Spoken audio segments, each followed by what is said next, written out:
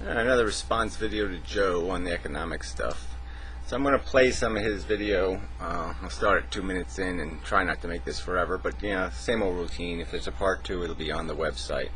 Sorry about that, but it's just, this is sort of important, and even doing these videos is making it clear for myself. So even if that's all that I get out of it, is the fact that talking through this stuff out loud sort of does force me to make it more and more concise in my own brain and come up with answers to the little leftover questions. Interest on surplus and the fact that the unions, because I defended the unions, taking their savings and pension plans and getting a return on that. And the key to me is this: okay, the labor has already been expended on whatever was produced by the union member. Okay.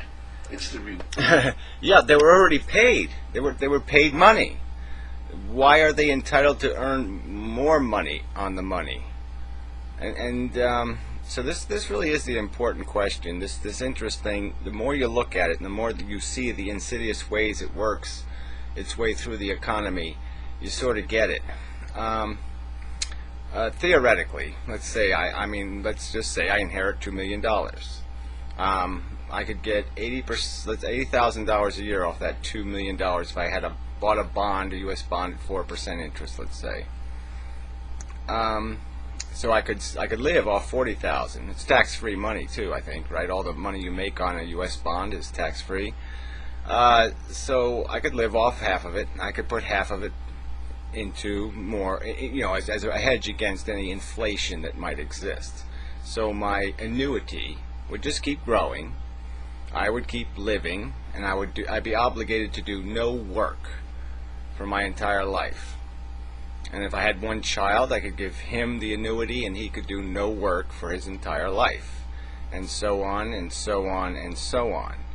And if I make enough money, and I'm not too extravagant in my lifestyle, theoretically I could grow that money, and then I could have 2 children, and I could afford to give each one of them an annuity through my lifetime. And then they could do the same thing with their annuity and double it, and then double it. And so what happens to your economy after a while? How much money is being made on annuities, let's call them, and assets, and how much money is being made on work?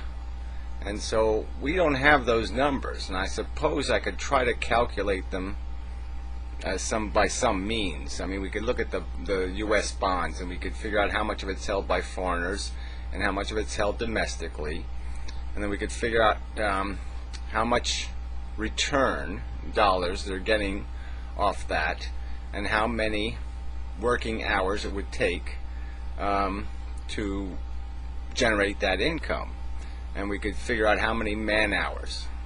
But we know that interest has to be paid out of somebody's productive work. Some productive worker has to do something of value, create stuff, and that interest has to be paid out of that stuff somewhere. It just doesn't get paid out of nothing. It has to be paid out of productivity.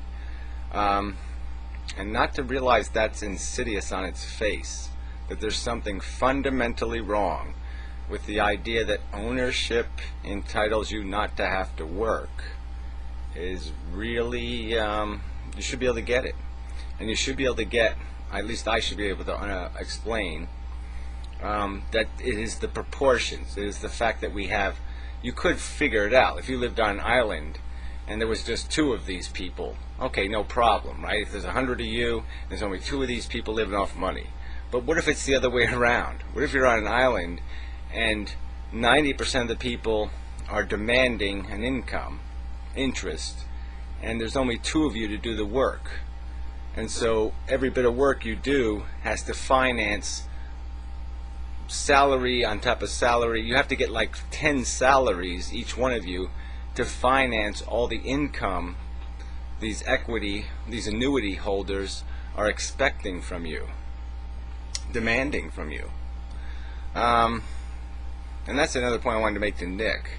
He said something about how, well, if a business doesn't let people go, it has to go out of business. No. What happens is that it won't have the money to pay the owners. That's the problem. It doesn't go bankrupt. It doesn't lose its capacity to productive work. No, the owners demand more. They demand their payment. And if they don't get their payment, the business will be ruined because they'll withdraw their equity. So it's not a matter of the business failing if they don't fire people. It's a matter that the business won't be able to generate the profit for the owner. But anyway, let's continue with Joe here.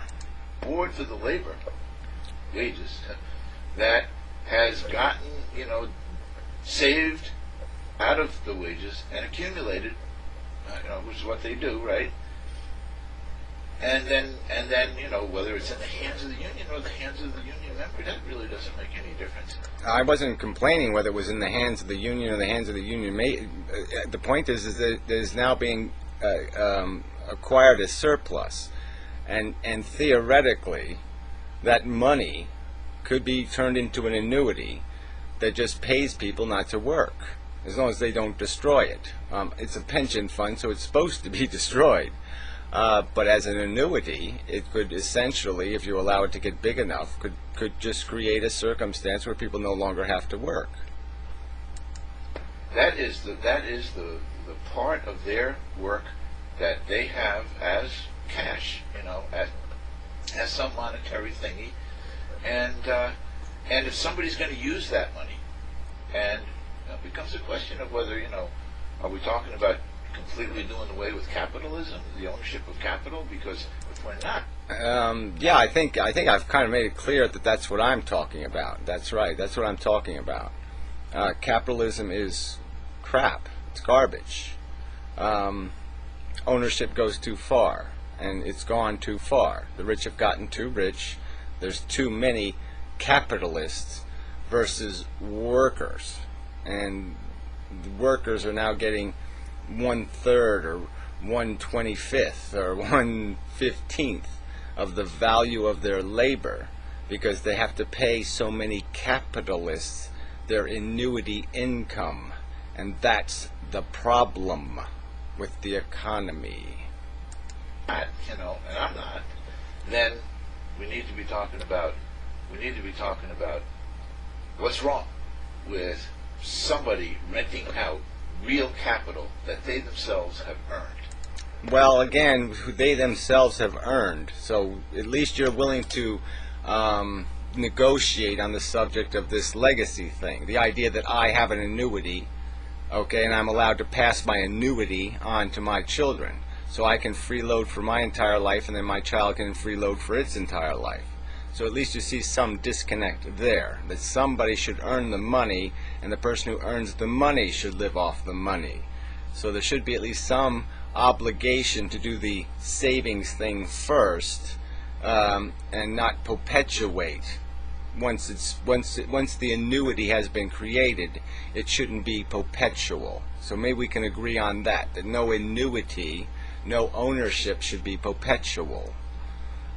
Because that's inherently going to destroy an economy, because there'll be one annuity, then there'll be another annuity, and the annuity population will grow faster than the productive workers can produce profit for them to take. I'm just saying, I don't have a problem with that. I don't see what's wrong with that. Like I said, the labor has already been expended. It's in the product that got sold. That has nothing to do with it. Like I said, the employee got paid cash, currency, okay, for their productive work. They got their percentage of the value of their productive work, and their percentage in some industries could be very low compared to their actual productivity, especially if you live in China, where you're very productive and you get a tiny, minuscule piece of that productivity. But regardless, it doesn't matter. You got your reward for your effort. What we're talking about now is what kind of reward you should get for merely owning. And there's a pragmatic, practical reality here. Most people are not in a position where they can afford to generate an annuity, create an annuity. They have to live off their income. Where other people who have the annuity can be creating so much value that they're going to have even more money than they can live on, and so their annuity will just keep growing. Sold for a price that included the wages that guy. So there's no excess surplus being gained on anything really. In that, Well, I think it's just silly. Like I said, can't you understand it? I mean, once the annuity is established, if there's nothing to take it away, it will exist perpetually and create a dead worker, a consumer and not a producer, something that's just automatically consumes and never is obligated to produce. And that is called a parasite. case. And I want to contrast that, by the way, with the banks, who don't have the money when you walk in and